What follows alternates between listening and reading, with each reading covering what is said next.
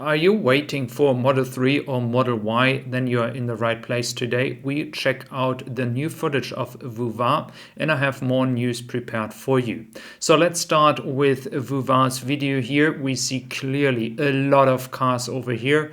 It's around about 3,500 to 4,000 cars. So one carrier would already be enough right now. So it is very good news. Tesla is moving forward to ship all the cars from the factory to the area here at the harbor. So we can expect at the beginning of October to have right away some carriers come and pick up cars to ship them to Australia, Japan, and Europe. So that is actually pretty exciting, as well as yesterday new cars arrived in Japan. So maybe Japan is not going to be the next carrier, but more like a bit later in Q4. So this is a major change for Tesla. So keep that in mind. Tesla has never done that before. They don't like to have so many cars in stock at the end of the quarter, but they seem to change that. So that is a good sign when it comes to the financials and as well when it comes to the strategy change for the European customers. Usually, 1st of October, the production would start and we see clearly 23,000 production cars were done in the last week. And that is actually very, very good. Again, keep in mind, Tesla usually starts at the beginning of each quarter to produce for Europe, but now they do that already a few days earlier. That is a very good sign. And on the other hand, we see that in China, when it comes to registrations, we clearly see that the number is not going down. Actually, the opposite is happening. It's going up. So this entire talk about demand issue in China seems to be no issue. It is actually positive that Tesla is now able to send cars in a very short time to Chinese customers. There were a lot of complaints about that in the past, and now Tesla can finally, with the increased production, send cars immediately to customers. That is some good news, and that is actually some competitive advantage to other car makers operating in China. So we can expect Tesla to reach that in Giga Berlin, not right now and not in the next 12 months. I think the demand will be much higher than the production of 500,000 cars. So Tesla will take a lot of time to reach that point here in Germany. When it comes to Tesla employees, we also know due to the very high volume of deliveries for the end of Q3, they are currently needing any kind of hand available.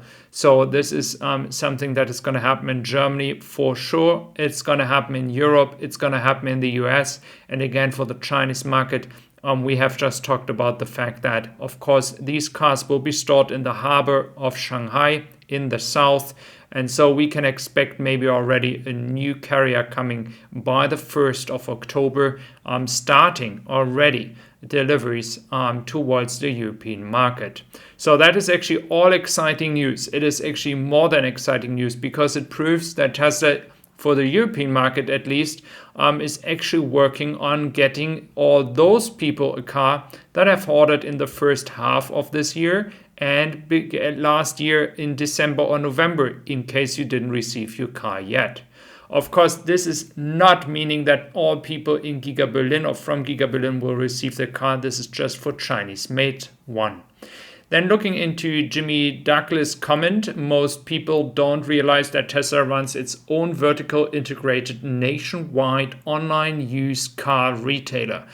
Well, of course, we have noticed that, but many people outside haven't really noticed that. And this is a major market that Tesla could move in, reselling the cars that either are going out for lease or buying them back if customers are satisfied with the offer. So that is a major market. Many people in Germany, small companies, are actually starting to do a lot of business in this kind of area, especially with Tesla cars. But if Tesla is moving into that business as well, I think, of course, Tesla has a competitive advantage. They are able to directly contact you over your app. They can justify the prices. They can change the prices anytime they want.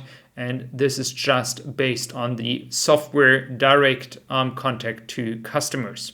When we look into Hertz, we hear from CEO of Hertz that we clearly have an advantage, which is no surprise if you have EVs. They have an EV maintenance cost advantage of 40 to 50%. Well, that is not a big surprise, but it again shows that big rental companies are in for the money to make money. And furthermore, this is helping, of course, the stock of Hertz or Sixt and other big car companies that are willing to invest into Tesla cars. But we also know that many of them are ordering Polestar. There was as well an order for GM. Again, we are just talking about Tesla. For Tesla, that is going to be a big business in the future. But already right now, it is starting to show what can happen here in the next few years.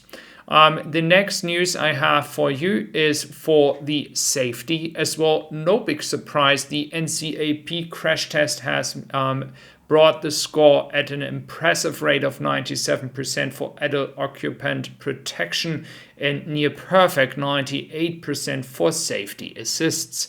So again, what a surprise for all those following Tesla for a long time. I think we do know how good the safety of Tesla cars is. For us, it's not a big surprise, but again, it really shows again how far Tesla has come. And I think it is just a question of time that hopefully as well the mainstream media will realize that. Talking about AI Day, we have the will of Optimus robot coming to life on Friday. Well, that is the open question here. Will we see Optimus come to life? We have more details hopefully on Friday. Again, there's two groups of people when it comes to that technology, or to be honest, even three groups. In general, one group is not sure if that is the right technology to use, but is open-minded to get convinced. And then there are those that support it strongly, and then there are those who actually deny for whatever reason this technology. Please let me know what kind of group you would put yourself in. I'm actually quite optimistic. I'm actually for it. As long as Tesla can use that for jobs that are so boring, because you do like the movement all over the day in the same way. So like somebody packing at Amazon packages and distributing them, it's always this same move that you do. So that would be something that Tesla could use for Tesla, as well as it is very hard to get new people for doing this job.